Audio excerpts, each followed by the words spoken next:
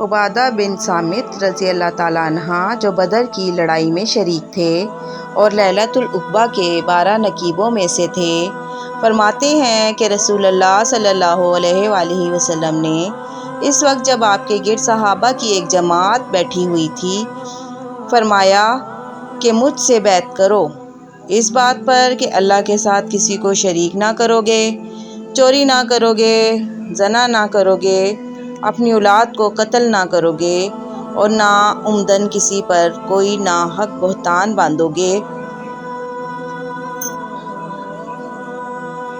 اور کسی بھی اچھی بات میں خدا کی نافرمانی نہ کرو گے۔ جو کوئی تم میں سے اس عہد کو پورا کرے گا تو اس کا ثواب اللہ کے ذمہ ہے، اور جو کوئی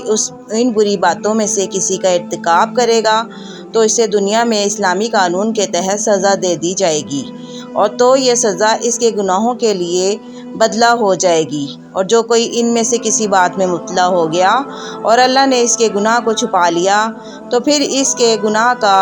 معاملہ اللہ کے حوالے ہے، اگر چاہے معاف کر دے اور اگر چاہے سزا دے دے۔ عبادہ کہتے ہیں کہ پھر ہم سب نے ان سب باتوں پر آپ صلی اللہ علیہ وآلہ وسلم سے بیعت کر لی۔